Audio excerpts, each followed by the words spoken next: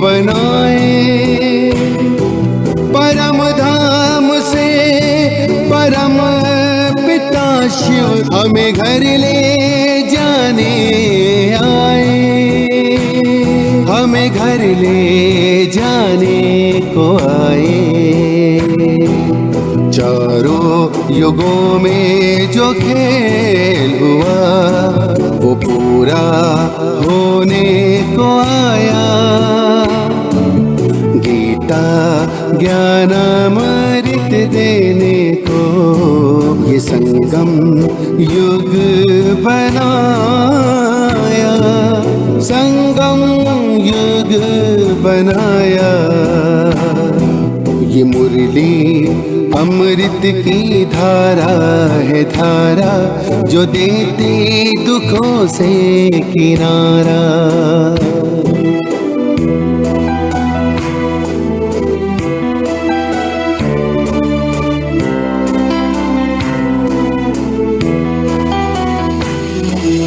पंचामृत जल अग्नि पवन धरती और गगन है। चार दिशाएं चार फिजाएं, चारों युगों को नमन है, चारों युगों को नमन है।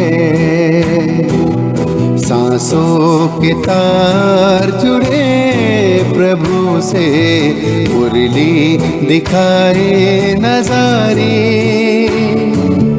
ये प्रभु पाती पढ़ लो सजनी, साजन लाए हमारे, साजन लाए हमारे।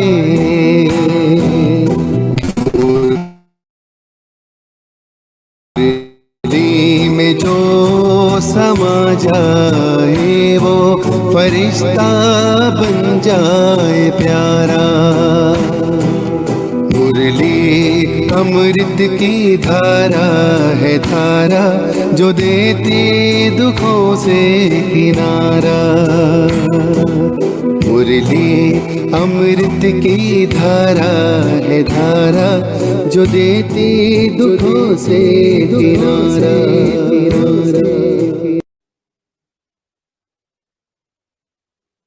ओम शांति। आवाज आ रही है सबको?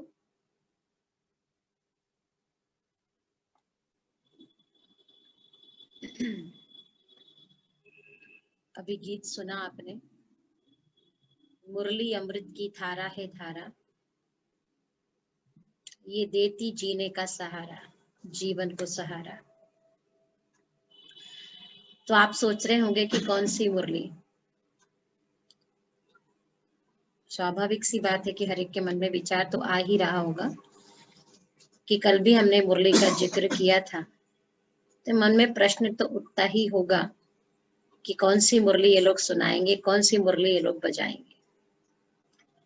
क्योंकि मुरली का कनेक्शन या मुरली का अर्थ तो व्यक्ति ऐसे निकालता है कि कोई लकड़ी की बांसुरी है, इस टाइप की ही इमेज उसकी बुद्धि में बैठती है। कल हमने परमात्मा पिता का अवतरण समझा था कि कैसे वो निराकार परमात्मा शिव इस साकार सृष्टि पर साकार देह में और मनुष्य देह में आता है। बहुत सारी बातें हमने कल परमात्मा के बारे में समझी थी, कब आते हैं वो, क्यों आते हैं और कैसे आते हैं, और जिनमें आते हैं उसकी भी कितनी सारी कंडीशंस होती हैं कि किसके तन को परमात्मा अपना आधार बनाता है। तो बाबा की हिस्ट्री आपने समझी, और ये बिल्कुल सत्य घटना है, ये कोई कहानी नहीं है कि किसी की कहानी हमने आपको सुनाई है। बिल्कुल सत्य एक मानव के जीवन परिवर्तन की घटना है कि कैसे एक इतना बड़ा हीरे जवाहरात का व्यापारी साधारण घर से साधारण जन्म में और एक भक्ति पूजा पाठ करने वाली आत्मा जो स्वयं भी 12 गुरु बना चुके थे, जिसको स्वयं को भी परमात्मा की कहीं ना कहीं सत्य की खोज थी, उस सत्य की खोज में उन्होंने सब कुछ किया दान पुण्य किया, भक्ति पूजा पाठ की, चारों धाम की यात्राएं करी, भूखों को भोजन कराया, गुरु बनाया, शास्त्रों का अध्ययन किया, सब कुछ किया जो अभी तक हमने भी किया। लेकिन फिर भी सत्य की खोज नहीं कर पाए। कहीं न कहीं एक पिपासा सत्य की रही ही सही। तो अचानक ही फिर परमात्मा पिता का पाठ उनके जीवन में शुरू हुआ, जब उनकी स्वयं की 60 साल की अवस्था, वानप्रस्थ अवस्था हुई। उस वानप्रस्थ अवस्था में जब परमात्मा पिता ने उनके तन में प्रवेश किया, तो प्रवेश करने के बाद भी स्वयं भी वो नहीं समझ पाए कि ये शक्ति क्या है, ये साक्षात्कार जो मेरे द्वारा लोगों को होते हैं ये क्या है, ये जो ज्ञान मेरे मुख से निकलता है ये कौन सी शक्ति आकर सुनाती है। काफी समय तक वो खुद भी उस शक्ति को समझ नहीं पाए, पहचान नहीं पाए कि मेरे जीवन में ऐसा परिवर्तन अचानक क्यों आ रहा है, या मेरा जीवन कौन सी दिशा की ओर जा रहा है, खुद भी समझ नहीं पा रहे थे। लेकिन कैसे शिव बाबा ने, परमात्मा पिता ने उनको साक्षात्कार भी करवाया, विनाश का भी करवाया, आने वाली नई दुनिया का भी साक्षात्कार परमात्मा ने करवाया, स्वयं का भी परिचय दिया कि वो कौन है, आत्मा का भी परिचय दिया कि हम सब कौन है। ऐसे सच्चा ज्ञान जब परमात्मा पिता ने दिया और उनको निश्चय होने लगा, और एक अकेला व्यक्ति जब इस परमात्मा पिता के रास्ते पर चला, तो विघ्न आए, समस्याएं आई, परिस्थितियां आई, लोगों ने विरोध किया, आलोचनाएं की, ग्लानि करी, बहुत सारी अनर्गल बातें करी। लेकिन एक सत्य परमात्मा पिता का रास्ता था, तो अकेला व्यक्ति निकला, चलता गया और कारवां आगे बनता चला गया, बढ़ता चला गया। और एक छोटा सा बीज जो परमात्मा ने बीजारोपण किया प्रजापिता ब्रह्मा के तन में ज्ञान का, और वो छोटा सा बीज एक इतने बड़े विशाल वट वृक्ष के रूप में आज आपके सामने है, जहाँ हजारों लाखों परिवार हजारों तो समर्पित है, लेकिन लाखों परिवार जो घर ग्रस्त में रहते ही परमात्मा के ज्ञान को समझ करके, उनकी शिक्षाओं को अपने जीवन में ला करके, जो परमात्मा की शिक्षा है कि योगी बनो, पवित्र बनो, ऐसी योग और पवित्रता को अपने जीवन में आत्मसात करके परमात्मा की श्रीमत का पूर्णतः पालन करके अपने जीवन को भी वो मनुष्य से देवत्व की ओर लेके जा रहे हैं। लाखों परिवार, लाखों आत्माएं हैं। तो अभी पिछले 5-6 दिनों से जो हम लगातार सुन रहे हैं, वो चीजें हैं, कल भी हमने बताया था। जैसे पढ़ाई पढ़ता है व्यक्ति, बच्चा, जैसे संस्था का नाम कल भी हमने बताया था, प्रजापिता ब्रह्मा कुमारी ईश्वरी विश्वविद्यालय। ये एक यूनिवर्सिटी है, गॉडली यूनिवर्सिटी है, जहां पर भगवान पढ़ाता है। ये बात सुनकर के आपको आश्चर्य जरूर हो रहा होगा, क्योंकि भगवान के बारे में ये तो सुना है कि दर्शन दे देता है, साक्षात्कार करा देता है, मनोकामनाएं पूरी कर देता है, ये तो भगवान के बारे में सुना है। लेकिन कभी ऐसा किसी ने आज तक बताया नहीं कि भगवान पढ़ाता भी है। हाँ, जरूर भगवान पढ़ाता है। मनुष्य को देवता बनने की पढ़ाई परमात्मा पढ़ाता है। क्योंकि कल भी हमने कहा था कि परमात्मा जब सृष्टि पर आता है, तो ऐसे नहीं कि कोई सजे सजाए रूप में आएगा, आशीर्वाद की किरणें निकालेगा और हमको पावन बना के घर लेके जाएगा। परमात्मा पिता आत्मा के पतन और उत्थान का ज्ञान देता है कि तुम्हारा पतन क्यों हुआ और उत्थान कैसे होगा। उस अगम निगम का ज्ञान देने के लिए परमात्मा को ज्ञान सुनाना पड़ता है, और एक साधारण मनुष्य के मुख से ज्ञान सुनाते हैं जो परमात्मा पिता, उस ज्ञान को ही मुरली कहा गया है। तो जिस प्रकार से आज आप देखो लौकिक स्कूल होता है, दुनिया में बच्चे पढ़ते हैं, तो उस पढ़ाई को जब पढ़ते हैं तो उस पढ़ने के पीछे कोई ना कोई लक्ष्य होता है। किसी का लक्ष्य डॉक्टर बनना, किसी का इंजीनियर बनना, किसी को बिजनेस करना है। पढ़ाई के पीछे लक्ष्य होता है, और उस पढ़ाई के अलग अलग विषय भी होते हैं, अलग अलग विषय के आधार से वो पढ़ाई चलती है। ठीक उसी प्रकार से इस संस्था का नाम है प्रजापिता ब्रह्मा कुमारी ईश्वरी विश्वविद्यालय। प्रजापिता ब्रह्मा के तन में शिव पिता परमात्मा ने आकर के जो ज्ञान का कलश रखा, उसको जो मूल आधार, जो मेन बनाया, वो नारी शक्ति को बनाया। तो ब्रह्मा कुमारी ईश्वरी विश्वविद्यालय, और इस विश्वविद्यालय का लक्ष्य है मनुष्य से देवता बनना। भारत में तो शुरू से कहावत है, नर ऐसी करनी करे जो श्री नारायण बने, और नारी ऐसी करनी करे जो श्री लक्ष्मी बने। यहाँ के नर और नारी तो कभी थे ही लक्ष्मी नारायण, वो तो जन्म मरण में आते आते हम साधारण नर और नारी बन चुके हैं, पर वास्तविकता तो हमारी लक्ष्मी नारायण की जैसी है। तो परमात्मा नर को नारायण, नारी को लक्ष्मी बनाने के लिए क्या करता है? पढ़ाई पढ़ाता है। तो जिस प्रकार से वो पढ़ाई के भी अलग अलग सब्जेक्ट होते हैं, उसी प्रकार से इस पढ़ाई के भी अलग अलग विषय हैं। पहला विषय है ज्ञान, दूसरा योग, तीसरा धारणा, चौथा सेवा। ज्ञान अर्थात समझ, योग अर्थात परमात्मा पिता से कनेक्शन, और धारणा अर्थात जो ज्ञान की बातें सुनी उसको आत्मसात करना, धारण करना, और सेवा सबसे पहले स्वयं की सेवा, फिर अपने परिवार की सेवा, फिर समाज और विश्व की सेवा। सेवा में भी शरीर की सेवा नहीं, लेकिन आत्मा की सेवा, आत्मा का परिवर्तन। तो परमात्मा शिव बाबा ने प्रजापिता ब्रह्मा के तन में प्रवेश करने के बाद जो ज्ञान सुनाया उसको ही मुरली कहते। अभी तक आपने वो नहीं सुना कि भगवान ने आकर के क्या सुनाया। अभी तक तो ये समझा कि मैं कौन, वो कौन, चक्र क्या, समय क्या, कैसे आता है। अभी तक तो सिर्फ शब्दों का ज्ञान और मात्राओं का ज्ञान हुआ है। लेकिन वो भगवान जो ज्ञान का सागर है, परमपिता परमात्मा त्रिकालदर्शी त्रिलोकीनाथ है। उस त्रिकालदर्शी त्रिलोकीनाथ त्रिनेत्री शिव पिता परमात्मा ने एक साधारण मानव के तन में आकर के आखिर क्या सुनाया? वो कौन सा ज्ञान है जिस ज्ञान के लिए ही कहा कि उसके बिना गति नहीं। तो परमात्मा ने, शिव पिता ने जो ब्रह्मा के द्वारा ज्ञान सुनाया, उस ज्ञान को अपन कहते हैं मुरली। मुरली मतलब लकड़ी नहीं, कांच की बांसुरी नहीं। भक्ति में कहते हैं कि कृष्ण जब मुरली बजाते थे तो गोप गोपी क्या करते थे? भागते थे उसकी मुरली में। कहते ना, मुरली तेरी में जादू समायो।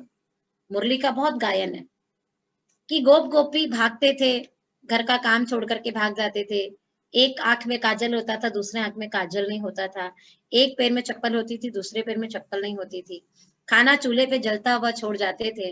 कहते थे गाय भी अपना खूंटा तोड़ के भागती थी उसकी मुरली की तान में।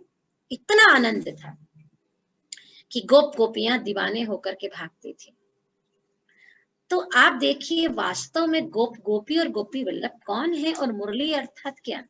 जैसे अभी लगातार आप 6 दिनों से यहाँ पर बैठ करके सुन रहे हैं, और 6 दिनों से अगर हम 1 घंटा बैठ करके आपके सामने, मान लीजिए सपोज आप कल्पना कीजिए 1 घंटा बैठ करके आपके सामने लकड़ी की बांसुरी बजाते या मुरली बजाते, बहुत प्यारी प्यारी धुन उस लकड़ी की बांसुरी के द्वारा निकालते, तो आप क्या 6 दिन कंटिन्यूस 1 घंटा सवा घंटा बैठ सकते थे? नेचुरल सी बात है कि नहीं बैठ सकते थे। परमात्मा ने कौन सी मुरली बजाई? ज्ञान की मुरली। उस ज्ञान की मुरली सुनने से आत्मा रूपी गोप गोपियों के संस्कार परिवर्तन हुए। परमात्मा ने स्मृति दिलाई।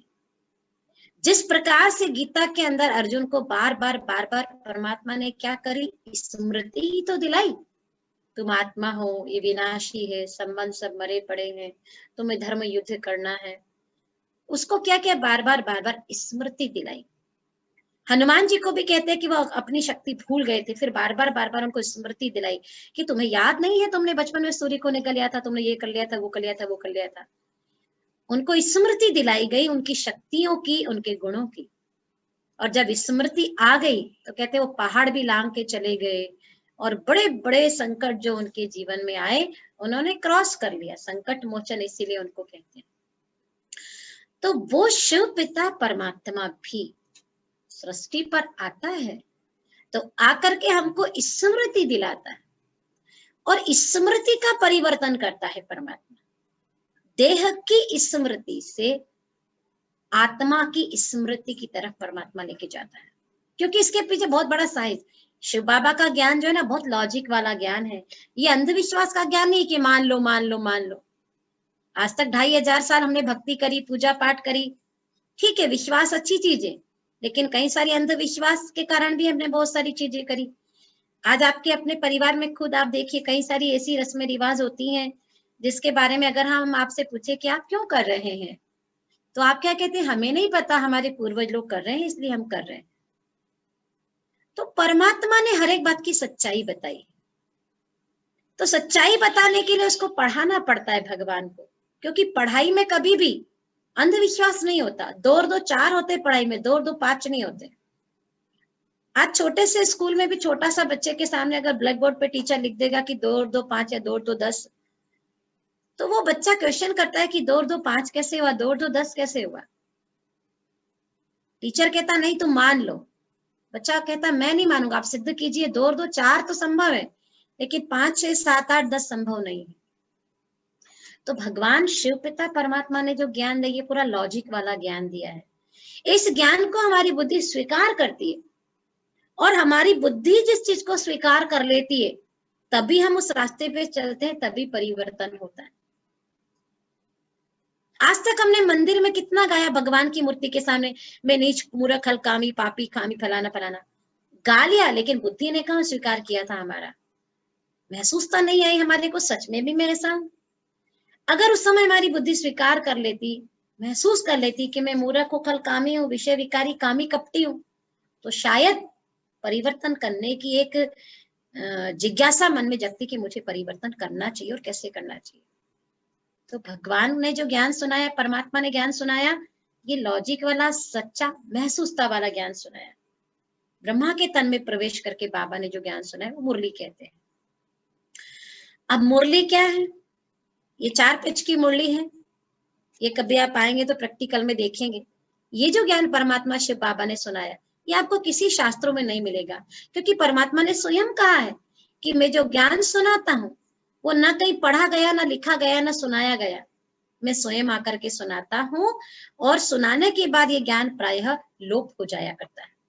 ये ज्ञान सिर्फ यहाँ संगम युग पर ही मिलता है, भगवान ने जो ब्रह्मा के मुख से सुनाया मुरली। अब मुरली में क्या है? मुरली में परमात्मा सर्व संबंधों का प्यार देता है।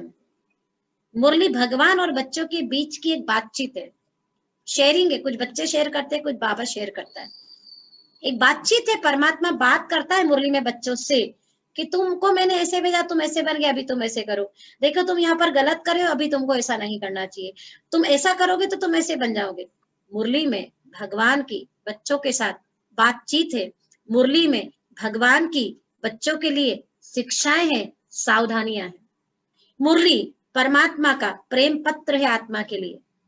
मुरली वो शिव साजन, हम आत्मा रूपी सब सजनियों के लिए लव लेटर है परमात्मा का। मुरली जीवन को परिवर्तन करने की एक अमृत वाणी है, जिससे सुन सुन के आत्मा के संस्कार परिवर्तन हो जाते हैं। देखो कहते हैं ना कि सांप को वश में कैसे करता है सपेरा। सांप जब होता है बड़ा विषैला होता है, लेकिन सपेरा क्या करता है, उसको बीन बजा बजा के उसकी बीन की धुन में इतना सांप को मगन कर लेता है, और उसके अंदर का विष सपेरा कब निकाल देता है सांप को पता भी नहीं पड़ता है।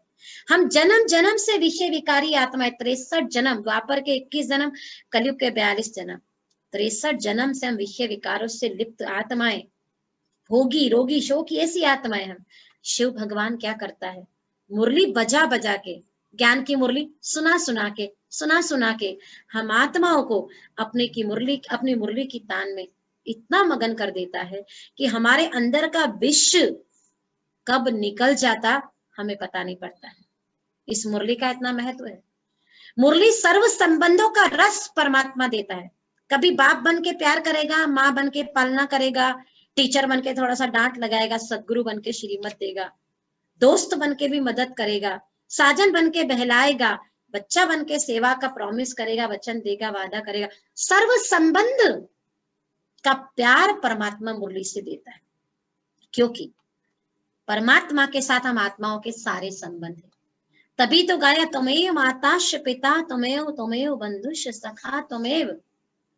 तभी भगवान के सामने हमने ये सारी चीजें गाई। सर्व संबंधों का अनुभव, सर्व संबंधों का सुख परमात्मा संगम युग पे आकर के देता है। इसलिए भक्ति में भी बताया है कि जिसने भी भगवान को, परमात्मा को संबंध से याद किया, उसने वो संबंध जरूर निभाया। सती अनसुईया ने उसको बच्चे के रूप में याद किया, भक्त प्रहलाद ने उसको पिता के रूप में याद किया, अर्जुन ने उसको सखा के रूप में याद किया, मीराबाई ने इसको स्वामी साजन के रूप में याद किया, द्रौपदी ने उसको रक्षक भाई के रूप में याद किया। उस स्वरूप को, निराकार स्वरूप को, जिसने भी परमात्मा को संबंध से याद किया, परमात्मा ने वो संबंध जरूर निभाया। तो वैसे शिव बाबा मुरली में सारे संबंध निभाते हैं। सर्व संबंधों का सुख देने के लिए परमात्मा सृष्टि पर आया और हम आत्माओं ने उस संबंध का अनुभव किया। अगर कभी भी हम भगवान के साथ वो संबंध का अनुभव नहीं करते तो इतनी कथा किस्से कहानियां क्यों बनते हैं भगवान के बारे में? जरूर कभी उसने उस संबंध का सुख दिया है। फिर भी मुरली जब बाबा चलाते हैं तो विशेष रूप से हम बच्चों के साथ, हम आत्माओं के साथ 3 संबंध निभाते हैं खास तौर पर। वैसे सर्व संबंध निभाएगा, पर विशेष रूप से 3 संबंध निभाने के लिए परमात्मा बंधा हुआ है। पहला संबंध कौन सा निभाता है परमात्मा? पिता का। क्यों वो निभाता 3 संबंध वो भी बताती हूँ। पिता का निभाता सबसे पहला संबंध, दूसरा संबंध वो निभाता टीचर का, और तीसरा संबंध वो निभाता है सतगुरु का। बाप, टीचर और सतगुरु। क्यों 3 संबंध खास तौर से परमात्मा निभाते हैं? क्योंकि हर आत्मा के जीवन में ये 3 संबंधी जरूर होते हैं। जब हमारा जन्म होता है तो सबसे पहला रिश्ता हमारा किसके साथ होता है? माता पिता के साथ। जब हम थोड़े स्कूल जाते हैं, बड़े होते हैं, तो दूसरा हमारा मूल संबंध होता है हमारे टीचर के साथ। और टीचर एक ऐसा व्यक्ति होता है, 3 रिश्ते ऐसे होते हैं जिसको व्यक्ति जीवन में कभी नहीं भूलता। माता पिता, टीचर, यार दोस्त तो बड़े होते हैं, समय आता है, परिस्थिति आती तो भूल भी जाते हैं। और खासकर टीचर एक ऐसा व्यक्ति होता है जो हम कभी भी बुढ़ापे तक भी नहीं भूलते हैं। अभी भी बचपन में जिस टीचर ने आपको पढ़ाया होगा, मेरे ख्याल से आज भी उसको याद होगा। और कोई व्यक्ति अपने जीवन में कितने भी बड़े पद पोजीशन पर पहुंच जाए, बहुत बड़ा ऑफिसर बन गया, बहुत बड़ा सीट उसको मिल गई, लेकिन अनायास उसके सामने अगर पहली क्लास वाला, सेकंड क्लास वाला टीचर जिसने उसको पढ़ाया था सेकंड क्लास में, वो टीचर भी अगर अनायास उसके सामने आकर के खड़ा होता है तो रिस्पेक्ट भाव उसके लिए हमारे मन में पैदा हो जाता है। हम सम्मान से उसके सामने खड़े हो जाते हैं। वो हमें भूल जाएगा, हम उसको नहीं भूलेंगे, हम उसको याद दिलाएंगे, आपने हमको फलाने स्कूल में फलानी क्लास में पढ़ाया था। टीचर को हम कभी नहीं भूलते हैं। और तीसरा व्यक्ति मनुष्य के जीवन में होता है, वो किसी न किसी को अपना गुरु भी बनाता है। तो 3 मूल संबंध होते हैं, माता पिता, टीचर और गुरु। और तीनों संबंध ऐसे होते हैं जिन तीनों संबंधों से हम लेते ज्यादा है, देते कम है। ये मात्र 3 ही रिश्ते ऐसे होते हैं जिससे मनुष्य लेता ज्यादा है, केवल लेता ही लेता है, देता बहुत कम है। और तीनों संबंध ऐसे होते हैं जो मनुष्य के जीवन को परिवर्तन करने के निमित्त बनते हैं। सबसे पहले जीवन को सही दिशा देने का चांस होता है माता पिता को। दूसरा जीवन को जो सही दिशा देता है वो होता है टीचर। और तीसरा जो जीवन को सही दिशा देता है वो होता है उसका गुरु। अब गुरु अर्थात क्या? अपन ने तो गुरु की डेफिनेशन अलग समझ रखी है। गुरु अर्थात हम सोचते हैं कि कोई थोड़ा शास्त्र का ज्ञाता हो, छोटी वोटी जटा वटा बड़ी हो, कमंडल हो, सब तिलक विलक। गुरु की इमेज हमारी बुद्धि में अलग है। जिसने घर बार का संन्यास किया हो, जिसको बहुत अच्छा मंत्रोच्चारण आता हो, हम उसको गुरु मानते हैं कि वो गुरु है। लेकिन परमात्मा ने गुरु की परिभाषा बहुत गहरी बताई। गुरु अर्थात क्या? गुरु अर्थात हर वो चीज, हर वो व्यक्ति जिससे आप अपने जीवन में कोई आदर्श ग्रहण कर लें, जो आपके जीवन को परिवर्तन करने की सही दिशा देने के निमित्त बन जाए, वो आपका गुरु हो सकता है। वो छोटा बच्चा भी हो सकता है।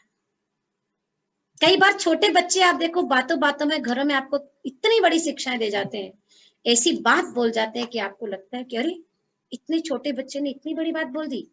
और वो बात आपके दिल को टच कर जाती है और आपका जीवन परिवर्तन हो जाता है। गुरु कोई भी हो, कोई बात, कोई घटना भी हो सकती। पेड़ पौधे भी गुरु है। हमेशा देने की भावना, पेड़ पौधों प्रकृति से सीखो, कितना बड़ा गुरु है। मिट्टी भी गुरु है। एकलव्य का गुरु कौन बना था? एकलव्य का गुरु बना था मिट्टी और अभ्यास। एकलव्य को शिक्षा किसने दी? द्रोणाचार्य ने थोड़ा दी। द्रोणाचार्य ने तो मना कर दिया था क्योंकि वो सिर्फ ब्राह्मण जाति को देना चाहते थे, शूद्र कुल को शिक्षा नहीं देना चाहते। आज देखिए दुनिया में कोई मनुष्य गुरु होता है ना, तो कहते हैं ना गुरु एका शिक्षा तो अपने पास छुपा के ही रखता है। गुरु कभी नहीं चाहेगा मेरा चेला मेरे से आगे जाए। लेकिन एक पिता सोचेगा कि मेरा बेटा मेरे से भी आगे जाए। एक ठेला थकाने वाला, छोटी सी दुकान चलाने वाला सोचेगा मेरा बेटा एक काम नहीं करेगा, मेरा बेटा बड़ा होकर डॉक्टर बनेगा, ऑफिसर बनेगा। और कई बार उसका बेटा उससे भी बड़ा डॉक्टर, उससे भी बड़ा ऑफिसर बन जाता है, तो सबसे ज्यादा खुशी पिता को होती है। एक पिता चाहता है कि मेरा बच्चा मेरे से आगे जाए, लेकिन गुरु कभी नहीं चाहता है। इसलिए द्रोणाचार्य ने कहते हैं कि एकलव्य को शिक्षा नहीं दी, लेकिन एकलव्य के मन में गुरु के प्रति अगाध श्रद्धा और बहुत भावना गहरी, रिस्पेक्ट, रिगार्ड, और अभ्यास अभ्यास अभ्यास करता रहा करता रहा करता रहा, और एक दिन अर्जुन से भी ज्यादा होशियार बन गया। तब गुरुजी से वो भी नहीं देखा गया कि मेरे सिखाए शिष्य से आगे कैसे जा सकता है, तो वहां कहीं न कहीं उसको क्या करा, दक्षिणा में अंगूठा ले लिया। भगवान भी खास तौर से इस मुरली में हमसे 3 संबंध निभाता है। सबसे पहला संबंध निभाता है परमात्मा पिता का। ये प्यार भरा खत 4 पेज का रोज हम बच्चों को परमात्मा लिखता है। आज दुनिया में कोई पापा किसी को कितना भी प्यार करे, पर 85 वर्ष से एक दिन भी छुट्टे किए बिना ऐसा कोई पापा दुनिया में नहीं होगा जो अपने बच्चे को रोज 4 पेज की चिट्ठी लिखे। पहले के जमाने में चिट्ठी होती थी, है ना, बच्चे बाहर रहते थे, मम्मी पापा बाहर रहते थे, चिट्ठी लिखते थे। आजकल मोबाइल, व्हाट्सएप और जाने क्या क्या हो गया। पहले के जमाने में चिट्ठी होती थी। तो आप देखो, जब जैसे मान लीजिए बच्चा बाहर होता था, पापा चिट्ठी लिखते थे, तो चिट्ठी में क्या लिखते थे, कोई स्नेह सूचक शब्द से चिट्ठी की शुरुआत करते थे, राजा बेटा, प्यारा बेटा, फलाना। और चिट्ठी में क्या होता था, कुछ शिक्षा, कुछ समझाइश, कुछ थोड़ा सा अलर्ट करते थे उसको, और कुछ प्यार भरी बातें, और लिखने के बाद फिर लास्ट में उसको याद प्यार भी देते थे।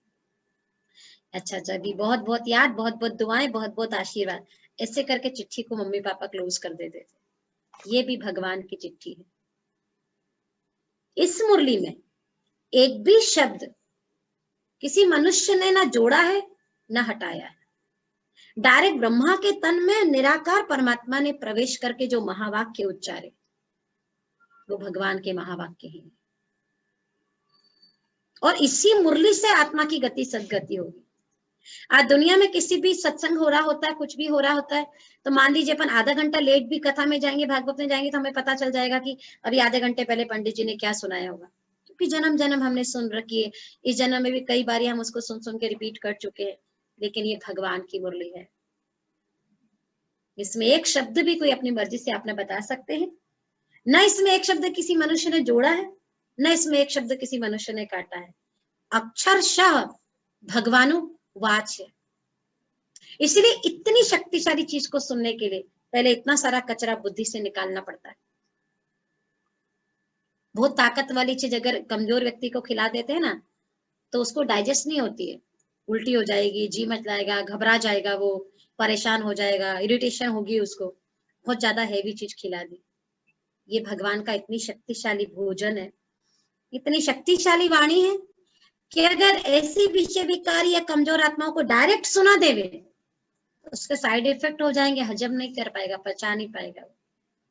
तो पहले 5 दिन, 6 दिन, 7 दिन तक थोड़ा थोड़ा सुना करके, बहुत सारा जो कहने के लेयर चढ़ी हुई आत्मा के ऊपर कचरे की है बहुत ज्यादा, पहले उसको निकालते हैं, उसके बाद थोड़ा थोड़ा सुनाते हैं। आज मैं आपको बहुत थोड़ी सी मुरली सुनाऊंगी, सुनेंगे परमात्मा के महावाक्य। और ये महावाक्य सुनना हर किसी के बस की बात नहीं है, जिसके नसीब जगते हैं वही सुन पाता है। हम आपको बता दे, परमात्मा ने कहा है, कोटों में कोई, कोई में कोई मुझे जानेगा। कोटों में कोई कौन? कोटों में कोई वो जो 7 दिन का कोर्स कर ले, थोड़ी बहुत मुरली सुन ले, कोटों में कोई। लेकिन कोई में भी कोई कौन?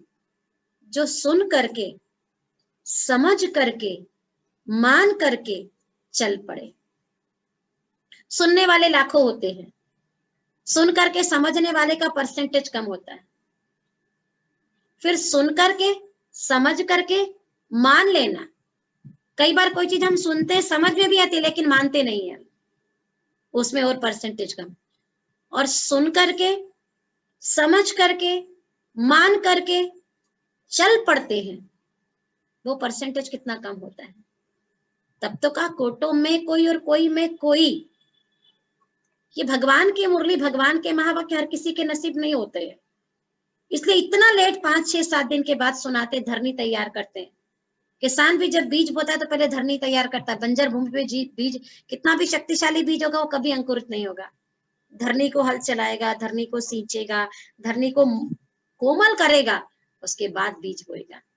हम जन्म जन्म की बंजर धरनी, बंजर भूमि हमारी, 63 जन्म से देह अभिमान विषय विकार के नशे में चकनाचूर मदमस्त हुई पड़ी, ऐसी हमारी जर जर बंजर बुद्धि। उस बंजर बुद्धि में अगर भगवान ये ज्ञान का बीज बो दे तो अंकुरित होगा? नष्ट हो जाएगा। तो पहले अच्छी अच्छी बातें सुना करके बाबा शिव बाबा हमारी बुद्धि के ऊपर हल चलाते हैं, हमारी बुद्धि को कोमल करते हैं, फ्रेश करते हैं, नरम करते हैं, तरोताजा करते हैं। उसके बाद परमात्मा कहता है अब ज्ञान का बीज बो, अब ज्ञान का बीज बो और मेरी याद के पानी से इसका सिंचन करो। तब धारणा रूपी वृक्ष, धारणा रूपी फल निकल के आएगा और फिर तुम सारे विश्व की सेवा के निमित्त बन सकते। तो ये जो मुरली है ना भगवान की, यहां तक पहुंचना भी बहुत बड़े भाग्य की बात है। छलनी लगती जाती है हर कोई। जैसे देखो आम होता है ना, आम का पेड़, शुरू शुरू में आम के पेड़ पे कितने सारे फूल आते हैं, हजारों फूल आते होंगे, लेकिन कुछ तूफान आता है तो झड़ जाता है, कुछ केरी आती है, फिर केरी में भी अलग अलग। तो क्या होता है कि कोई आम कैसा होता है, कोई कच्चे में झड़ जाता है, गिर जाता है, टपक जाता है। तो किसी आम का, किसी केरी का देखो कोई मुरब्बा बना लेता है, और किसी आम की कोई चटनी बना लेता है, किसी आम का कोई अचार डाल लेता है। लेकिन डाल पर जो लगातार रह करके पके वो कितना परसेंटेज होता है? बहुत थोड़े से आम होते हैं जो आंधी में, तूफान में, ओले में, बारिश में भी टाली को नहीं छोड़ते हैं और अपने संपूर्ण अस्तित्व को प्राप्त करके पक कर के तैयार होते हैं। फिर वो आम कितना सुख देता है, कितना मीठा, शरीर के लिए भी बहुत फायदा वाला, जबान को भी टेस्ट, खाने के बाद भी दुआएं निकलती, कितना प्यारा आम था। तो आप सोचिए मुझे कौन सा आम बनना है। ऐसा तो नहीं कि मेरी चटनी बन जाए, मेरा मुरब्बा बन जाए, मेरा अचार बन जाए। ऐसा आम बनना है जो दुआओं का पात्र बने। लेकिन ऐसा आम बनने के लिए हर प्रकार के आंधी, तूफान, ओले, बारिश को सहन करना पड़ेगा। तो भगवान शिव बाबा जब मुरली चलाता है, चिट्ठी लिखता है, तो मुरली में हमको क्या कहता है? सबसे पहला संबंध बाबा निभाता है पिता का, और हम उसके बच्चे। तो पिता बनकर के हमको क्या कहता है? सबसे पहले जैसे लौकिक में पापा राजा बेटा, प्यारा बेटा कह के चिट्ठी की शुरुआत करते थे, इससे शिव बाबा मुरली की शुरुआत में हमको कहते हैं मीठे बच्चे। आपने आज तक ये शब्द कभी सुना नहीं होगा, ना अपने बच्चों को बोला होगा। आपने अपने बच्चे को राजा बेटा बोला होगा, या आपको भी आपके माँ बाप ने राजा बेटा, फलाना बेटा बोला होगा, लेकिन मीठे बच्चे कभी नहीं बोला। भगवान मीठे बच्चे कह के मुरली की शुरुआत करते हैं। आज थोड़ी सी आपको मुरली सुनाती हूँ, ज्यादा नहीं सुनाऊंगी, थोड़ी सी सुनिए आज बाबा की मुरली, बाबा के शब्दों में। बाबा कहते हैं, बाबा का चित्र लगा दो और सीढ़ी का भी देखो। आज बाबा ने कहा मीठे बच्चे, अभी इसको सुनते जाना, समझते जाना, महसूस करते जाना।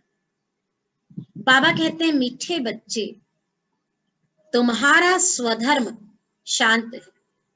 ये याद दिला रहा है परमात्मा, सीढ़ी का लगा, ये याद दिला रहा है परमात्मा, तुम्हारा स्वधर्म शांत है। सच्ची शांति शांति धाम में ही मिल सकती है। यह बात सबको सुनानी है, स्वधर्म में रहना है। आज हर एक की डिमांड क्या है? शांति, शांति चाहिए, शांति चाहिए, शांति चाहिए। शांति कहाँ मिलेगी?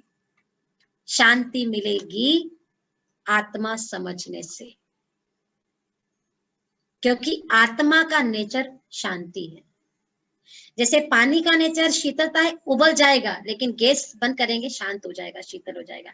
आत्मा का नेचर शांति है, सुख है, प्रेम है, आनंद है, खुशी है, पवित्रता है, ज्ञान। ये आत्मा का नेचर है। आज हमको क्या चाहिए? शांति चाहिए, शांति शांति शांति शांति। क्यों चाहिए? क्योंकि आत्मा की वास्तविकता है। बाबा कहते कहाँ मिलेगी? भगवान कहता है कुछ पल के लिए सोचो, मैं शांत स्वरूप आत्मा, क्योंकि शांति आत्मा का नेचर है तो आत्मा समझने से मिलेगी, देह समझने से कभी भी शांति मिल नहीं सकती। तो बाबा याद दिला रहे कि मीठे बच्चे, जो तुम्हारा स्वधर्म, स्व अर्थात मैं अर्थात आत्मा, धर्म मन धारणा, धारणा अर्थात मूल्य, आत्मा की वैल्यू, जो तुम्हारी वास्तविकता है वो शांति है, और तुम रहने वाले शांति धाम के हो, और पिता कौन है? शांति का सागर। इसलिए जब भी कोई हवन करते, पूजा करते, तो 3 बार बोलते ओम शांति शांति शांति। संपूर्ण परिचय इस 3 शांति में समाया है। पहला शांति, मैं आत्मा शांत स्वरूप हूं। दूसरा, शांति के सागर की संतान हूं। और तीसरा, शांति धाम की रहने वाली। तो मीठे बच्चे कह करके बाबा कहते हैं तुम्हारा स्वधर्म शांत है, सच्ची शांति शांति धाम में मिल सकती है। यह बात तुम्हें सबको सुनानी है और अपने स्वधर्म में रहना है। आज का प्रश्न सुनो, टीचर है ना बाबा, टीचर बन के प्रश्न पूछ रहे हैं, कौन सा ज्ञान एक शिव बाबा के पास है जो अभी ही तुम पढ़ते हो? बाबा ने आंसर दिया, पाप और पुण्य की नॉलेज। ये बहुत गहरी बात है। पाप और पुण्य क्या है? दुनिया में लोग समझते किसी को मार देना, चोरी कर लेना, डाका डाल लेना पाप है। ये तो बहुत छोटी सी परिभाषा है। पाप और पुण्य की परिभाषा परमात्मा ने कही है, स्वधर्म में स्थित रह करके जो कर्म करो वही पुण्य है, पर धर्म में स्थित होकर के जो भी कर्म करेंगे वो पाप है। इसलिए सामने सीढ़ी का चित्र आपको दिखाया गया है। स्व स्मृति स्वधर्म के अनुसार 33 करोड़ देवी देवताएं जब हम थे, आधा कल्प 2500 वर्ष तक हम पुण्य आत्मा बने। वहां भी सब कर्म किए, ग्रस्त भी चलाया, सब कुछ किया, लेकिन स्वधर्म में स्थित होकर, आत्म स्मृति में स्थित होकर के कर्म किया। परमात्मा की स्मृति नहीं थी वहां, आत्म स्मृति स्वधर्म में स्थित होकर के कर्म किया। इसलिए आधा कल्प तक हम पुण्य आत्मा बने रहे, लेकिन द्वापर से भले हमने भक्ति करी, लेकिन स्व को भूलकर, स्व को विस्मृत करके, देह के धर्म में टिक करके, देह समझ करके कर्म करे, वो पाप बन गए। तो पाप और पुण्य की गहरी समझ होनी चाहिए। आज लोग क्या सोचते हैं, हम तो बहुत पुण्य करते हैं, हम तो बहुत पुण्य करते, ये करते वो करते ना। अगर इन सब रास्तों से, ये सब रास्ते कहीं ना कहीं पुण्य के होते तो कलयुग थोड़ा आता, कहीं ना कहीं इतना गिरावट वाला युग थोड़ा आता है। इतना करने के बाद भी इतनी गिरावट सृष्टि में आई, इसका मतलब जरूर रास्ता कहीं ना कहीं गलत है ना। आज मान लीजिए बीमारी है, डॉक्टर के पास जा रहे हैं और दर्द बढ़ता जा रहा, बढ़ता जा रहा, बढ़ता जा रहा, तो अपन क्या कहेंगे, इतना ट्रीटमेंट लेने के बाद, इतनी दवाई लेने के बाद, इतना इलाज करने के बाद भी दर्द बढ़ रहा है, इसका मतलब दवाई सही नहीं है। तो इतना सब करने के बाद भी अनैतिकता संसार में बढ़ी है, नैतिकता का पतन हुआ है, इसका मतलब इन रास्तों में कहीं ना कहीं हमने गड़बड़ करी। शिव बाबा आकर के पाप और पुण्य का नॉलेज देता है। तुम बच्चे जब भगवान को गाली देने लगते हो तब पाप आत्मा बनते हो। गाली कैसे देते हैं? जो किया भगवान ने किया, भगवान तो ऐसा है, भगवान को दिखाई नहीं देता, भगवान ने मेरे साथ बहुत ऐसा किया, और भगवान के लिए क्या कह दिया, कण कण में समाया हुआ है। आप किसी से भी पूछो परमात्मा कहाँ है तो क्या कहते हैं, सब जगह समाया हुआ है जी, भगवान तो सर्वव्यापी कुत्ते बिल्ली में समाया हुआ है ना। अगर कुत्ते बिल्ली में भगवान समाया हुआ तो देखो, आज अगर कुत्ता काट लेता है तो कुत्ता काट लेने के बाद 14 इंजेक्शन नहीं लगाना चाहिए ना, अपने को खुश होना चाहिए, अच्छी बात है भगवान ने मुझे काट लिया, खुश होने की बात है। अगर सांप काट ले तो फिर क्या है, मजा ही मजा है, फिर तो अच्छा भगवान के काटने से हम मर गए, खुश होना चाहिए, सांप को मारना थोड़ा चाहिए। आज बिल्ली अगर आपके घर में दूध झूठा करके जाती है, उस दूध को आप पीते हैं कि फेंकते हैं? पी लेते होंगे मेरे ख्याल से, नहीं पीते हैं, फेंक देते हैं। क्यों? अगर भगवान जी झूठा करके गए तो पीने में फिर क्या दिक्कत है? पी लेना चाहिए कि नहीं पी लेना चाहिए? मारते परहेज करते उससे। भगवान को कण कण के अंदर कह दिया, सर्वव्यापी कह दिया। भगवान कहता है मैं सर्वव्यापी नहीं हूं। अगर मैं सब जगह व्यापक होता तो संसार क्या ऐसा होता था? तो जैसे मान लीजिए गाली, अर्थात जैसे मान लीजिए आज आपके लिए कोई कह दे कि तुमने चोरी करी, सपोज गाली का मतलब कोई जो दुनिया में थे वही गाली की बात नहीं है, लेकिन आज आपको कोई कह दे कि तुमने चोरी करी, तुम चोर हो, तो अपन क्या कहते, तुमने मुझे इतनी बड़ी गाली दी, तुम्हारी हिम्मत कैसे हुई ऐसा बोलने की मेरे लिए कि मैं चोर हूं, मैंने चोरी करी, तुमने मेरे साथ ऐसा किया, ऐसा बोला तुमने मुझे, जबकि मैंने किया ही नहीं। तो भगवान के लिए ऐसी बातें करना, भगवान को दिखाई नहीं देता है, देखो भगवान ने ऐसा कर दिया, भगवान ने उसका बेटा छीन लिया, भगवान कैसा है, भगवान ने मेरे साथ ऐसा किया, भगवान को ऐसा नहीं करना चाहिए। तो भगवान के बारे में वो सब आक्षेप लगाना जो उसने कभी किए ही नहीं, ये परमात्मा की ग्लानि करी कि नहीं करी हमने? बाबा कहते हैं ऐसी ग्लानि करते करते तुम कितनी सीढ़ी उतरे, कितनी पूजा करी, सब कुछ किया, लेकिन कर्म कहाँ सुधारे हमने? इसलिए हमारे यहाँ गीत है, सत्कर्म ही पूजा हमारी सेवा है आराधना। आज लोग पूजा करते, अच्छी बात है, हम कहते करना चाहिए, बहुत अच्छी चीज है, मना थोड़ा ही करता है, भगवान ने कभी मना नहीं किया करो, लेकिन हमारे कर्म क्या है, सत्कर्म है या कुकर्म है, वो तो कभी अपन ने ध्यान ही नहीं दिया है। आज देखो कई लोग होते हैं माँ की पूजा करते, नवरात्रि में कितनी प्यारी मूर्ति सजाते हैं, चुनरी सजाते हैं, 9 दिन का दिया जलाते हैं, व्रत करते, भूखे रहते, प्यासे रहते, लेकिन कभी अपनी लौकिक माँ को, अपनी जन्म देने वाली माँ की क्या गति करते हैं? वो उसको तो सोने के कंगन पहना देंगे, चुनरी पहना देंगे, लेकिन लौकिक माँ बाप को क्या गति कर रखी है? कितने वृद्धाश्रम भरे पड़े हैं आज। तो सबसे बड़ी पूजा आप बताइए मुझे कौन सी है? कहते ना, अगर खुद की माँ को तुमने नहीं पूजा तो मिट्टी की माँ क्या सुनेगी तुम्हारी?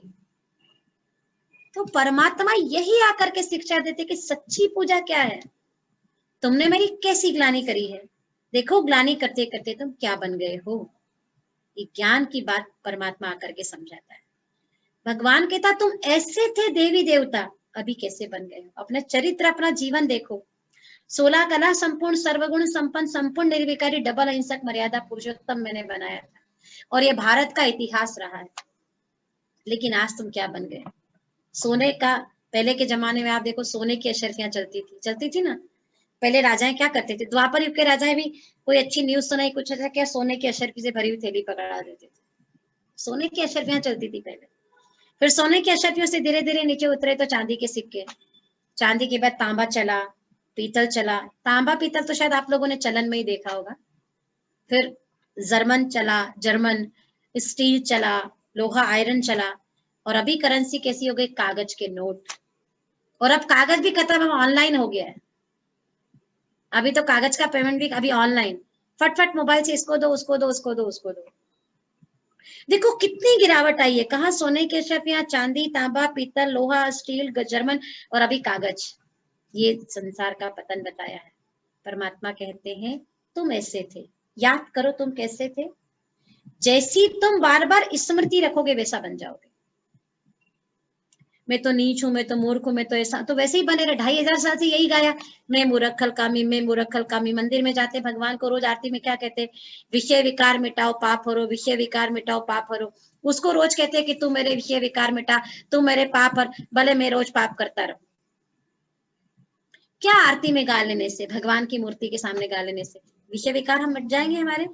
क्या हम पापों से मुक्त हो जाएंगे? आरती में रोज गाते, मंदिर में जाके विषय विकार मिटाओ पाप हरो, विषय विकार मिटाओ पाप हरो। भगवान कहता ठीक है, चलो मैं मिटा भी सकता हूँ और विषय विकार से मुक्त भी कर सकता हूँ, लेकिन एक शर्त है। कौन सी? आप पाप नहीं करना। कई बार लौकिक में कोई बच्चा होता है, बहुत ज्यादा कर्जा कर लेता है, बहुत ज्यादा गलत काम करता है, वो कहता पापा मेरा कर्जा उतारो, कर्जा उतारो। पापा कहते ठीक है बेटा मैं उतार दूंगा, लेकिन एक शर्त, अब नया कर्जा कुछ नहीं करने का है। तो मंदिर में रोज गया, विषय विकार मिटा, विषय विकार मिटा, विषय विकार मिटा। भगवान कहता मिटा सकता हूँ, सारे पाप बख्श भी सकता हूँ, लेकिन एक शर्त है, अभी नए पाप नहीं करना है। नया कार्मिक बुरे कर्मों का अकार्मिक अकाउंट क्लोज करना पड़ेगा, तब तो मिटाएगा ना परमात्मा। पाप को खत्म करने का तरीका क्या बताया परमात्मा ने? पुण्य को बढ़ाते जाना है।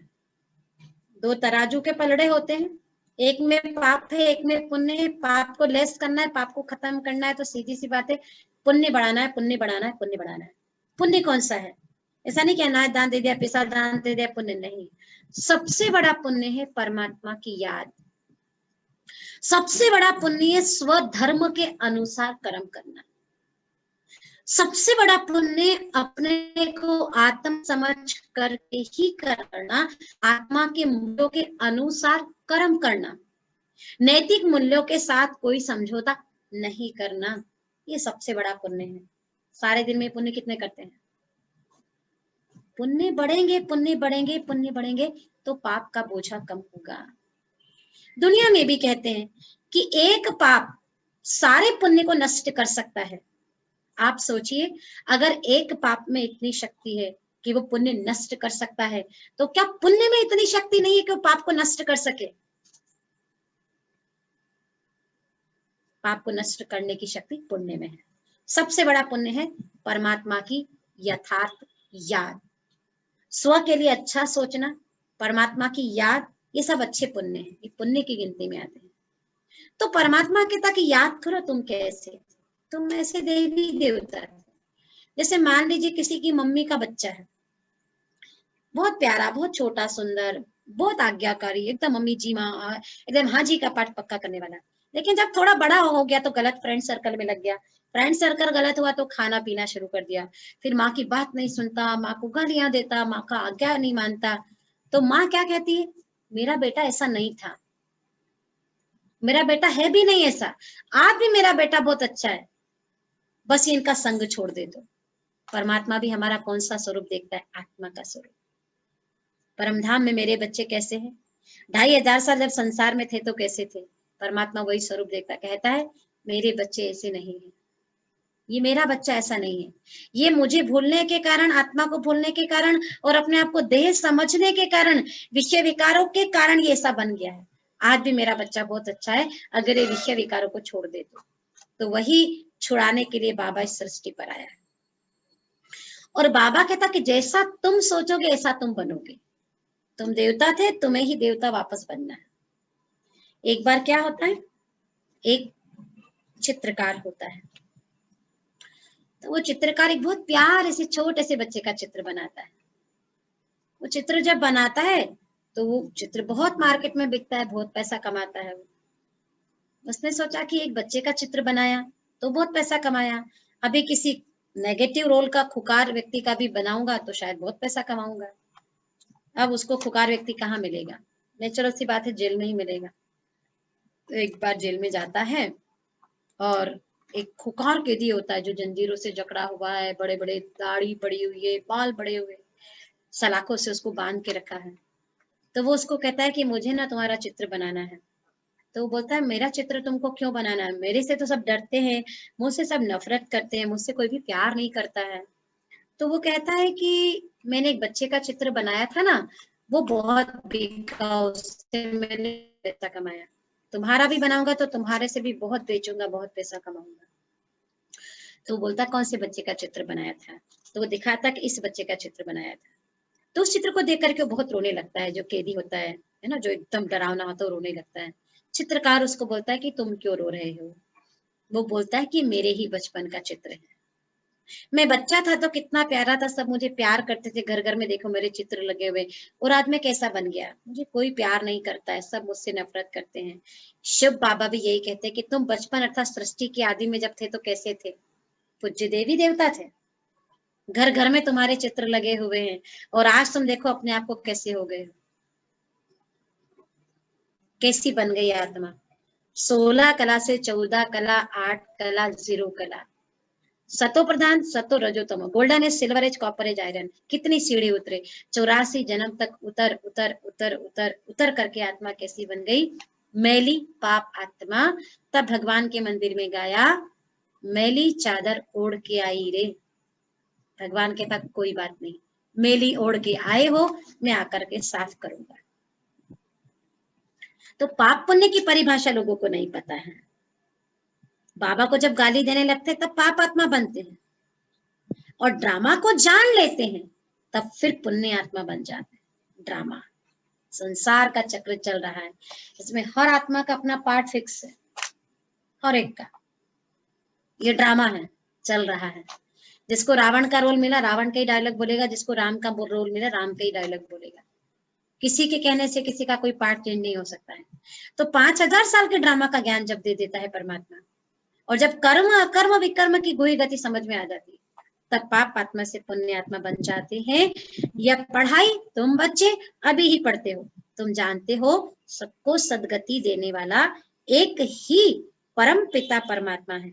मनुष्य मनुष्य की सदगति अथवा मुक्ति, जीवन मुक्ति दे नहीं सकते उसको। मुक्ति अर्थात परम धाम, और जीवन मुक्ति अर्थात जहां जीवन है लेकिन कर्म के बंधन से मुक्त है।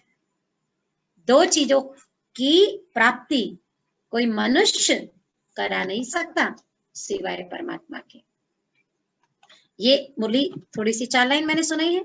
अब क्या होता है, जब ऐसे मुरली शुरू होती है फिर सारी मुरली इसके अनुसार चलती है। बीच बीच में बाबा शिक्षा देते हैं, सावधानी देते हैं। कभी कोई गलती करते तो बाबा डांट भी लगाता है। अच्छा, बातचीत भी करता है कि तुम मुझे भूल जाते हो, तुम ऐसा क्यों करते हो। शेयरिंग है बच्चे और बाप की इसमें।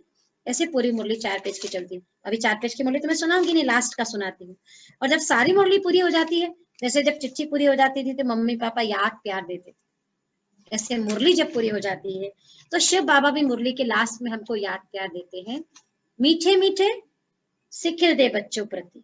ये परमात्मा का याद प्यार है, कोई मनुष्य का याद प्यार नहीं, बिल्कुल डिफरेंट है। सिखिल दे का मतलब होता है बहुत प्यारा, बहुत लाडला, जो बहुत समय से बिछुड़ने के बाद मिला। हम आत्मा परमात्मा पिता से 5000 साल बिछुड़ने के बाद अब मिले हैं, तो हम हो गए बहुत सिखिल दे, बहुत ज्यादा लाड़ के। मीठे मीठे सिखिल दे बच्चों प्रति, माता पिता बाप दादा का याद प्यार और गुड मॉर्निंग। फिर पहले बाबा हमको नमस्ते कहते हैं, रूहानी बाबा की हम रूहानी बच्चों को नमस्ते, रूह मन आत्मा, और फिर हम रूहानी बच्चों की भी रूहानी बाबा को याद प्यार नमस्ते गुड मॉर्निंग ओम शांति। फिर देखो भगवान क्या है, टीचर है, तो टीचर है तो होमवर्क भी तो देगा ना। तो सारी पढ़ाई पढ़ाने के बाद, मुरली सुनाने के बाद होमवर्क देता है परमात्मा, धारणा के लिए मुख्य सार। 4 पेज की मुरली तो याद नहीं होती है, तो आज की मुरली से क्या धारण करना है, कौन सी चीज को पकड़ना है, कौन सी शिक्षा को जीवन में लाना है, कौन सी पॉइंट के ऊपर सारा दिन अटेंशन रखना है, वो धारणा के लिए मुख्य सार। पहला है बाबा से जीवन मुक्ति का वर्षा माना वसीयत प्रॉपर्टी लेने के लिए पावन जरूर बनना है। पहली शिक्षा है परमात्मा की, पावन जरूर बनना है। पावन कैसे बनेंगे, सोने को पावन बनाने के लिए, प्योर बनाने के लिए आग में तपाते हैं। मक्खन में से घी निकालने के लिए, मक्खन को प्योर बनाने के लिए भी आग में तपाते हैं। किसी भी चीज का शुद्धिकरण तब होता है जब उसको आग में डाला जाता है। आत्मा को भी पावन बनाने के लिए आग में डालना पड़ेगा। कौन सी आग, योग की अग्नि, परमात्मा याद की अगन। इस योग की अगन में जब आत्मा तपती है तो आत्मा प्योर बनती है। ये याद की अगन है, उसकी यथार्थ याद परमात्मा पिता की, उस याद से आत्मा प्योर गोल्ड बनेगी, आत्मा का शुद्धिकरण होगा, आत्मा पावन बनेगी। गंगा में स्नान करने से कदाचित आत्मा पावन नहीं बन सकती है। याद चाहिए पतित पावन परमात्मा की। ड्रामा की नॉलेज को बुद्धि में रख, दुख धाम में रहते भी दुखों से मुक्त होना है। भले चारों तरफ दुख है, पर अगर यहां मैंने दुख को नहीं पकड़ा है तो यहां से मैं दुखी कभी नहीं हो सकती। यहां से छोड़ना है। लोगों ने यहां से पकड़ के रखा है, यहां से भले छूटे हुए पर यहां से पकड़ के रखा है। बाबा क्या कहता है, यहां से भले तुम कुछ भी करो पर यहां से छोड़ो, यहां से छोड़ो, इसको छोड़ना है। यहां से दुखी हूं ऐसा सोच लिया तो दुखी हूं, अशांत हूं, दुखी हूं, परेशान हूं, मेरी तो किस्मत ही फूटी हुई है, मेरी तो तकदीर ही खराब है, मेरा तो भाग्य ही ऐसा है। रोज सुबह उठ करके ऐसा सोचता है जो बंदा, जो आत्मा ऐसा सोचेगी उसका भाग्य कैसा होगा। और हम सोचे नहीं, मैं बहुत खुश नसीब आत्मा हूं, मेरे जैसा तो भाग्यशाली दुनिया में कोई है ही नहीं, मैं परमात्मा प्रेमी प्रभु पसंद आत्मा हूं, मैं बहुत भाग्यशाली आत्मा हूं। अपने भाग्य कैसे गुण गाना है। भाग्य का यहाँ क्यों बता दे, क्योंकि यहाँ आत्मा बैठी है। जैसा जैसा खुद के लिए सोचेंगे वैसा वैसा ही बन जाएंगे। तो भले दुख धाम है, चारों तरफ दुख है, लेकिन मैं सुखी हूं। क्यों, क्योंकि मैंने मान के रखा है कि मैं सुखी हूं। मेरे मन बुद्धि ने स्वीकार कर लिया कि मैं सुखी हूँ। स्वीकार कर लो कि मैं सुखी हूँ। मानो अपने आप को, मेरे जैसा सुखी संसार में कोई नहीं। सारा दिन आज सोचो, ये आज रात भर का होमवर्क है। रात भर जगना नहीं है, लेकिन रात को सो ना, तो सोते समय आज सोचना मैं बहुत सुखी आत्मा हूँ, मेरे घर परिवार भी सब सुखी है, सब कुछ अच्छा है, मैं शांत हूँ, खुश नसीब हूँ और सुख स्वरूप हूँ। आज रात को सोते समय संकल्प चलाओ। देखो रात को कैसी नींद आती, सुबह उठ के कैसा लगता है। क्योंकि जो संकल्प हम चलाते वो चीज प्रकृति हमको देने लग जाती है। आपने कई बार जीवन में अनुभव किया होगा, जैसे मान लीजिए कोई व्यक्ति है, रोज ट्रेन में डेली अप डाउन करता है, रोज टिकट लेके बैठता है, लेकिन आज बाय चांस ऐसा हो गया कि वो टिकट लेके नहीं बैठा, जल्दीबाजी में टिकट गिर गया, लेके नहीं बैठा, जल्दीबाजी में चढ़ गया। तो क्या होता है, जब रोज टिकट लेके बैठता है ना, तो टीटी कभी भी चेक करने नहीं आता है, लेकिन जिस दिन टिकट लेता है नहीं है ना, उसी दिन टीटी आता है उसकी बोगी में। ऐसे क्यों? क्योंकि जिस दिन उसने टिकट नहीं ली, उस दिन वो टीटी को बहुत याद करता है। टीटी आनी जाए, टीटी आनी जाए, टीटी आनी जाए। जब रोज लेके बैठता है तो एक बार भी टीटी को याद नहीं करता है, लेकिन जिस दिन लेके नहीं बैठा उस दिन टीटी को बहुत याद करता है। और आनी जाए, मेरे पास टिकट नहीं है, आनी जाए, आनी जाए, आनी जाए। और टीटी को संकट टच होता है। वो 11वें नंबर के कोच में होगा ना, उसको पता चल जाएगा कि 1 नंबर वाले कोच में कोई मुझे बुला रहा है। वो दौड़ के आएगा प्यार से, आपका जहां पर कोच होगा उस कोच में आएगा, और उस कोच में बहुत सारे होंगे लोग, वो सिर्फ आपसे ही बोलेगा कि आप आपकी टिकट दिखाइए। आप क्या कहेंगे? रोज लेके बैठे, कभी भी नहीं आया, आज ही नहीं लिया, आज ही आ गया। वो आया थोड़ी, आपने उसको बुलाया। क्योंकि हमारा मन नहीं शब्द कभी नहीं सुनता है, ये बहुत बड़ा साइंस है। नहीं शब्द नहीं सुनता हो। हमने क्या सोचा, अरे टीटी नहीं आ जाए, टीटी नहीं आ जाए, टीटी नहीं आ जाए, तो मन नहीं सुनता, वो सोचता टीटी आ जाए, आ जाए, आ जाए। उसको 11वें नंबर की कोच में जाके आपका संकल्प टकराता है, वो आपके पास आ जाता है। आप सोचते रोज मैंने लेता हूँ, नहीं आया, आज कैसे आ गया ये? आपने उसको संकल्पों से बुलाया। सबसे बड़ी टेलीपैथी संकल्प की। हवाई जहाज से भी तेज गति से हमारे संकल्प वाइब्रेशंस पहुंचते हैं, और जो सोचते हैं वो चीज प्रकृति देने लग जाती है। रोज सोचोगे मैं तो दुखी हूँ, दुखी हूँ, दुखी हूँ, मुझे बहुत टेंशन, तो देखो वही चीज तो होगी ना, वही चीज मिल रही लाइफ में, ऑटोमेटिक परिस्थिति ऐसी आती जाएगी। इसलिए बाबा कहते हैं कि दुखी हूं नहीं, सुखी हूं, सुखी हूं, सुखी हूं, सुखी हूं, शांत हूं, शांत हूं, शांत हूं, तकदीरवान हूं, खुश नसीब हूं, भाग्यशाली हूं। सोच के तो देखो, सोचने में क्या पैसा लग रहा है। दुखी हूं, ये भी तो एक सोच है, तो अनुभव कर लिया ना सोचने से। तो क्या नेगेटिव चीज को अनुभव कर सकती हूँ, तो पॉजिटिव चीज को अनुभव नहीं कर सकती हूँ। सोच के तो देखो, स्वरूप बन जाएंगे सोचते सोचते। तो भले चारों तरफ दुख है, दुख धाम, एनवायरमेंट सारा तंग, दुखी, परेशान करने वाला, और मैं यहां से कैसी हूँ, वो शिक्षा, वो कला बाबा सिखाते हैं कि तो मान के चलो मैं सुखी हूँ, मैं दुखी नहीं हूँ। जो सोचेंगे वही होगा, क्योंकि हम कल्प वृक्ष की जड़ में बैठे हैं। झाड़ देखा था ना, जड़ में बैठ करके हम तपस्या कर रहे हैं। जो जो सोचेंगे वैसा का वैसा ही होगा। तथास्तु का वरदान बाबा दे देगा। दुखी हूं तो दुखी हूं, सुखी हूं तो सुखी। दुनिया में भी लोगों की ऐसी मान्यता है, लोग ऐसा मानते हैं कि दिन भर में कभी भी 3 बार या 1 बार ऐसे कुछ अपनी जबान पे सरस्वती बैठती। मुझे उतना पता नहीं, लेकिन लोग ऐसा मानते हैं। उसके पीछे लॉजिक यही था कि सारा दिन व्यक्ति अच्छी अच्छी बातें बोले, क्योंकि इस डर से कि पता नहीं मेरी जबान पे कब सरस्वती बैठ जाए। उसके पीछे लॉजिक यही था। तो सारा दिन सोचना है, मेरे जैसा खुश नसीब कोई नहीं, कोई नहीं, कोई नहीं। और आज ये आपके लिए होमवर्क है, आपको ऐसा सोचना है। कल मुझे बताना कि कैसा लगा। जो भी चीज आपको चाहिए, सुखी हूँ, शांत हूँ, खुश हूं मैं बहुत, आप सोचो, महसूस करो, उसको फील करो गहराई के साथ। रात को भी होमवर्क और दिन को सुबह उठते बराबर भी होमवर्क करना आप, कल सारा दिन। फिर कल अपन एक बार और मिलेंगे, तो फिर आप बताना कि एक्सपीरियंस कैसा रहा आपका।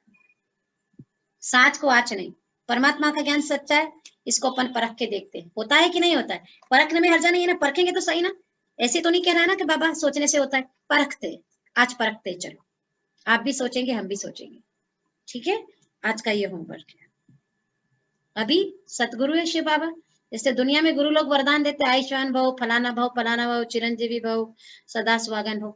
भगवान ऐसे वरदान नहीं देता है। भगवान वरदान के साथ एक कंडीशन डालता है। कल अपन वरदान सुनेंगे, आज नहीं सुनेंगे।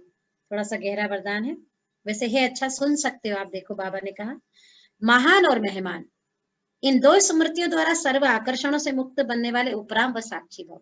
महान और मेहमान, किसी के घर मेहमान जाते हैं तो क्या करते हैं, उसकी टीवी से, उसके कूलर से, उसके फ्रिज से कोई लगाव थोड़े होता है। हम तो मेहमान है, हम तो मेहमान है, हम तो मेहमान है। बैग बैगेज हमारा कोने में पड़ा रहता है समेटा हुआ। बाबा भी कहते थे दुनिया में भी अपने आप को मेहमान समझो। तो मालिक समझ बैठे हो ना, इसीलिए तो दुखी हो गए। वाकई में मेहमान ही है। हमारा सामान समेटा हुआ है, कब बुलावा आ जाए चलो फटाफट, अभी मेरा मेरा मेरा मेरा। मेहमान समझना है, बाबा ने डिटेल में बताया है। उपराम व साक्षीपन की अवस्था बनाने के लिए दो बातें ध्यान में रहे। एक तो मैं आत्मा महान आत्मा हूँ, कितना सुंदर बाबा ने वरदान दिया। और दूसरा, मैं आत्मा अब इस पुरानी सृष्टि में व पुराने शरीर में मेहमान। मेहमान उसलिए मेरा कुछ भी नहीं है। ये करके देखना है अपने को, भगवान की हर बात को करके देखो। इस शास्त्रों की बातें नहीं सुन लिया, इधर से सुना इधर से निकाल दिया, इधर से सुना इधर से निकाल दिया, इसको करना है। आज बाबा ने कहा स्वधर्म में स्थित हो जाओ तो शांति का अनुभव होगा। चलिए, एक अंतर जगत की यात्रा में स्थित हो जाते हैं अपन और महसूस करते हैं कि सच में मैं आत्मा शांत हूँ। टिक जाइए अपने स्वरूप में। जब मैं आत्मा भगवान के साथ जुड़ जाती हूँ तो मेरे संकल्प में सिद्धि आ जाती है। प्रकृति के बीच एक प्रकाश का पुंज, मैं आत्मा इस देह से बिल्कुल अलग, अविनाशी शक्ति, शांत स्वरूप। मेरा मन शांत है, कर्म इंद्रियां शांत है। शांति तो मेरा स्वधर्म है। मैं शांति के सागर शिव पिता परमात्मा की संतान हूँ। शांति धाम मेरा घर है। शांति कोई बाहर खोजने से नहीं मिलेगी, स्व की स्मृति में है। स्व का गुण छुपा हुआ है।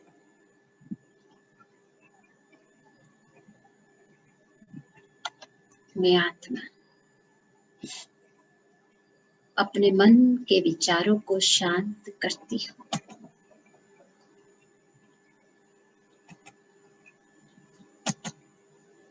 इस देह में मेरा निवास प्रकृति के बीच है। एक सेकंड में उड़कर मैं चली जाती हूँ अपने असली घर, इस संसार से पार, प्रकृति के पार, चांद सितारों की दुनिया से पार, अखंड ज्योति के देश जो मुझ आत्मा का असली घर है। लाल सुनहरे प्रकाश की दुनिया,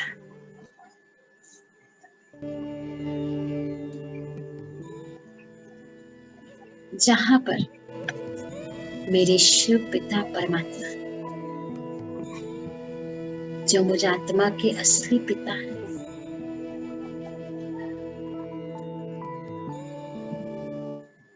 मेरे भोलानाथ, मेरे प्यारे पिता जहां पर रहते हैं ये मेरा घर है।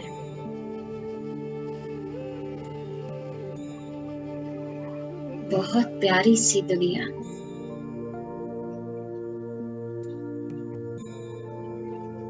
जहाँ प्रकाश ही प्रकाश है।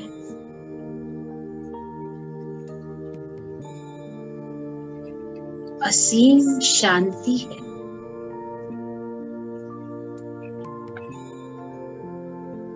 ऐसा मेरा घर,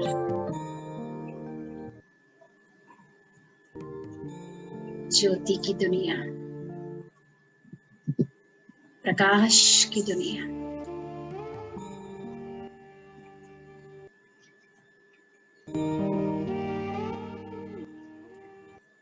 जहाँ कोई बंधन नहीं,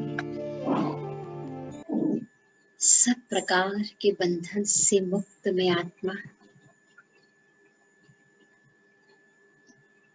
और मेरे पिता परमात्मा, महाज्योति, शांति के सागर, प्यार के सागर, पवित्रता के सागर,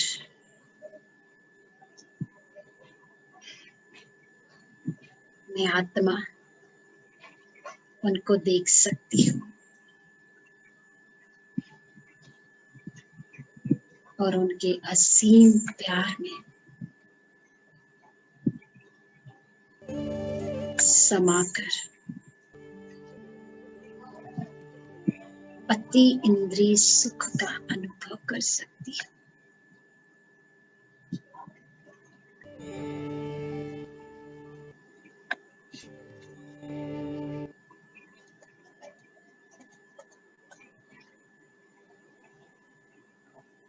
कितना आनंद है।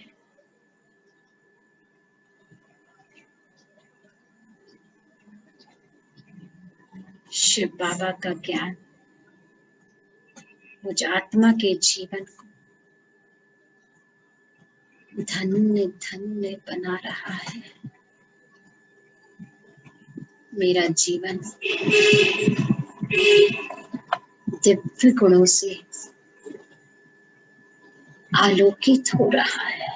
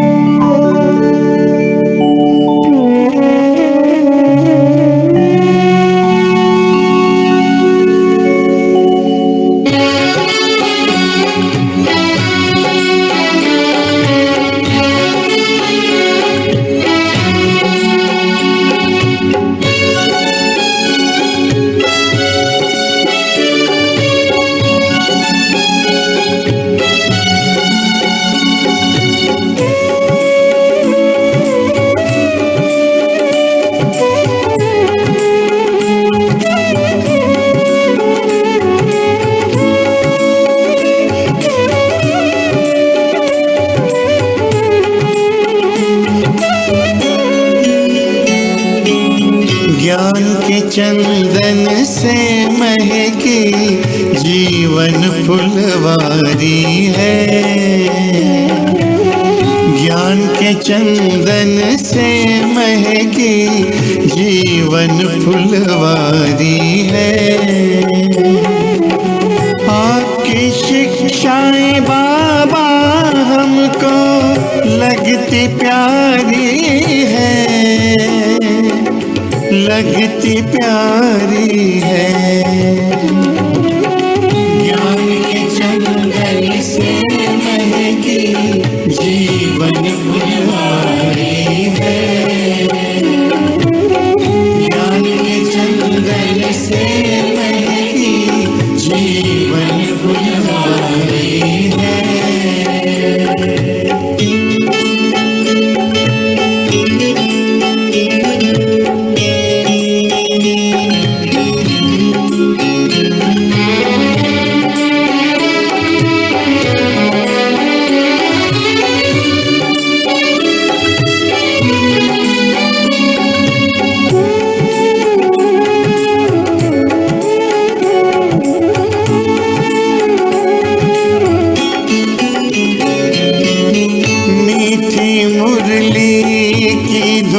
मेरा मन आनंदित करती है। पावनता की खुशबू मन को सुख शांति से भरती है।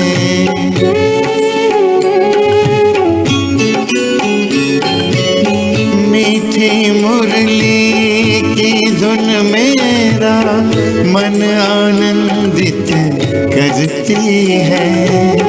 पावनता की खुशबू मन को सुख शांति से भरती है। ज्ञान सूर्य की किरणों से हुई बगिया उजियारी है, बगिया उजियारी है। ज्ञान के जंगल से महकी जीवन फुलवारी है।